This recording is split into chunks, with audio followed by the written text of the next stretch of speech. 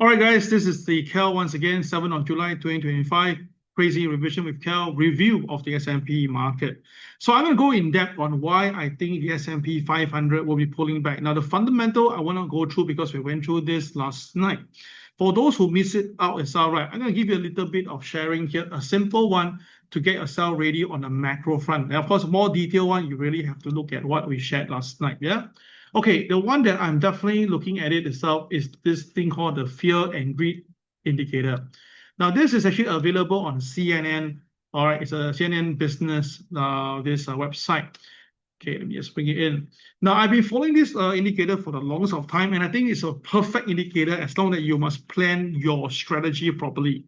Okay, so what does it do, right? It's very simple. The content of it is actually to tell people when to buy, when to sell. But apparently now the people use it on the opposite direction. That means that when they basically use the terminology that what Warren Buffett have been using, be fearful when everybody is greedy, and be greedy when everybody is fearful. Okay, so what does it mean? It means that, right, when everybody is very afraid, example, just a couple of months ago, when everybody was very afraid and thinks that the financial Armageddon will happen because of the Iran and Israel fight, and then we talk about the tariff going on, then China and Taiwan, all those things. When everybody's sort of worried, right, the indicator back then was at 6, remember? And I said that this is the best time to buy stock market, and truth be told, the market rebounded from there immediately. Okay, so the idea now, yeah. So the thing is this, now we look back again, now where are we? We are now at the extreme greed area at 77, 78 level. That's very, very high.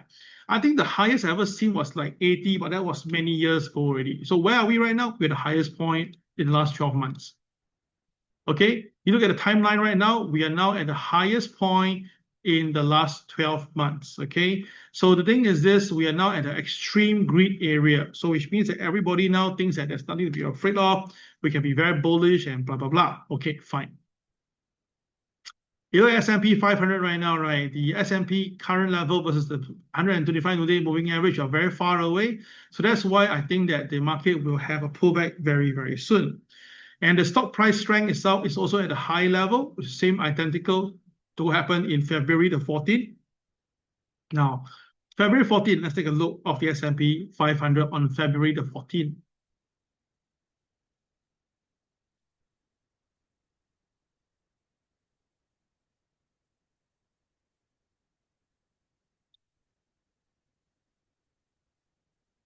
Maybe a minute, the thing is not updating. Oh, it's the one.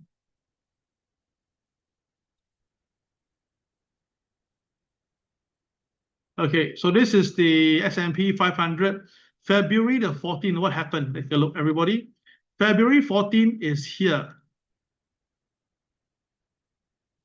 Yep, this is S&P back in February the 14th. And you can see the difference here is that the market is also back then going up all the way to the high, which is what we are seeing right now, but we are even higher than February the 14th. Then after that, we have a series of 2 dojis. Then after that, the market just literally break down for the first wave on profit taking. Then it rebounded on the dollar recovery. And then after that, the market melted down because of the Iran-Israel fight. Okay, so the thing is this. Maybe this one wouldn't happen because of, we don't expect a war to happen, but a pullback of this significant is expected to manifest. And that will give us about 5,850, which interestingly is the same figure just now you saw, right? On the here itself, it's about 5,820. So very interesting, yeah? Okay, and of course, the put call ratio now, we are actually at a very, very low level. The last time we see so low, if you look at this cell, was where again? Yes, indeed, you got it right. That was where it's somewhere between 19 February. So 19 February, where were we in the S&P 500?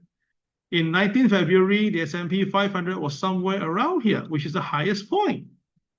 So you see my point now? Interesting, right? Now, whether you believe it or not is all right. That's secondary. The question is, are you going to utilize it and make money from it? That is a key point here itself. Okay, So that is why I'm saying that if using all this information from the macro picture and combine this with the micro picture, and then now we go to detail to trade the market, all this thing is doable and you can actually profit from that. So for those who are interested to copy my trade, your capital minimum is just $200. We're going to just do small trades and then you just see how it goes from there. And then, of course, if you make money as well, congratulations to you. Of course, if you put more money, example, let's say you put $1,000, then definitely you will be exercising 5 times more. So, example, if I trade 0.02, then you'll be trading 0.10. It's like that, yeah. So your money is there. And of course, anytime you can withdraw, put in more, exit the whole program, it's all up to you. It's purely you make the call. Yeah, you make the call. It's not like a PAM or a MAM that we just stick down there and then trade forever. No need. Okay, so that is the first thing on the S&P 500. Okay, so now next thing is this. If you take away this thing now and we put a very traditional indicator, let's say called RSI. Now the RSI is the relative strength index, which basically is an oscillator to tell you the strength of the economy or the index itself.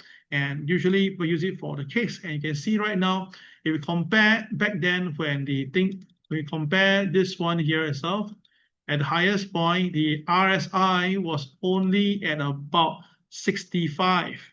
But today, we are at 70. Now, there's two pros on this. Some will say that, oh, this one is because it's very bullish. That's why it stays 70. But again, if you look at it again, if you take this away and we make it all into a standardization, all right, you can see that every time when the S&P 500 reach above 70 point, we will see market surging and then a drastic pull. All right, now not every time it happened because sometimes it went so bullish, but you must understand back then in 2024, it was bullish because everybody was on the verge of expecting Donald Trump to become the next president, yeah? So it's a very different thing altogether. Okay, so that is part one. Now, look at it right now. If you take this away,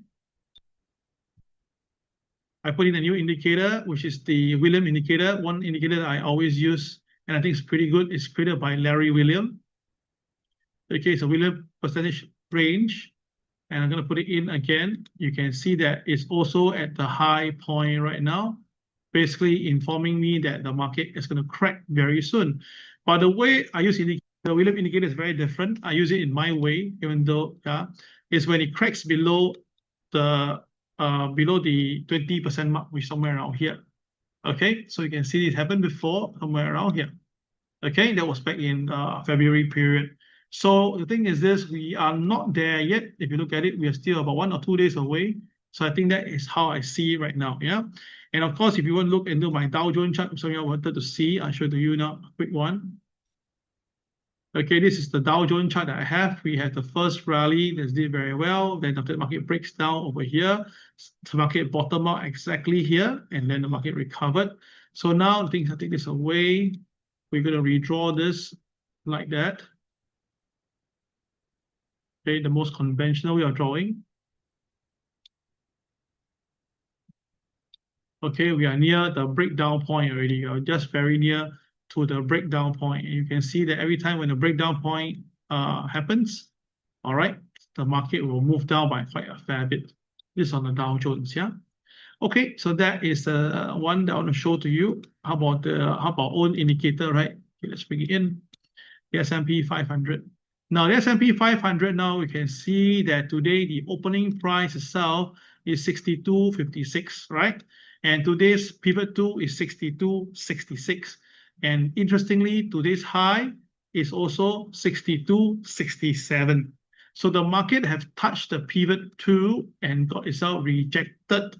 And now it's coming down again. And if you look carefully, there's a 4 diamond here, which is the number, it will be 6227, a level I mentioned yesterday.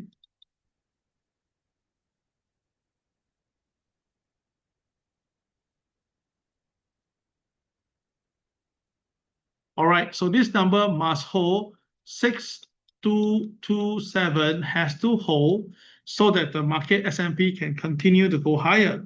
But if the S&P fail, all right, and stay below 6227, I'm very confident we will see 6197 in a very short time, because that means the market rejected the 4 diamonds.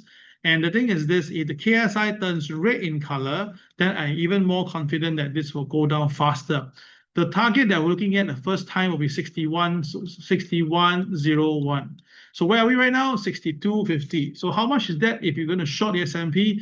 You're down by 140 points. 140 points loosely translated to 140 US dollars. So depending on the size you traded, if you do 10 times size, then you get 1,004. So it's really depending on how you see it with me. Yeah. Now, my looking at this itself, right, is the next number. The next number that I want to see is this number, which is 58.46, which is very near to the same number that we have on the CNN number at this spot, 58.25, due to the 125-day moving average. Okay, so I'm looking at these few numbers for the market in the near term. Okay, now of course you may ask, then what will cause this to come down? Because there's no fundamental, truth be told. So yesterday we covered a lot of it. Yesterday, a lot of fundamental on why the US market now is at a peak. We talked about this bankruptcies happening, foreclosure may be happening soon. We talk about the valuation is such overvalued. The S&P 500 the next 10 years may not yield much more than the bond market. So that is why the worry is. And we talk about the very high possibility that they are trying to basically increase inflation to make the currency weak for people. Then after that, they get the people in their own country will suffer, example, Taiwan. And then when the Taiwan dollar basically strengthened too heavy, they cannot export. That is all the thing that may happen, yeah? So that is why if you watch yesterday's video, you get a good idea what I'm sharing. If your loss is understandable, so watch the video. So this is the second thing to watch out. Now, one thing to note that the KSI has been staying green the last few days. So this is why I don't expect the S&P to drop immediately or so easily. It'll take a bit of struggle for it to come down. So once the KSI turns to red, then the selling will be fast and torrid. And the time itself, you don't want to be involved. You know, you miss out the whole boat. Now is a very good time. Today is still good because today is still post the Independence Day. So I think it's still okay. And from now till 3 p.m. is still some time to get all this account ready. Yeah.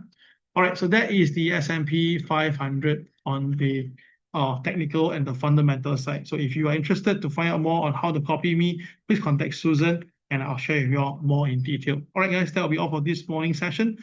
We will see you on Telegram and wish you all the best for your trading. Bye-bye.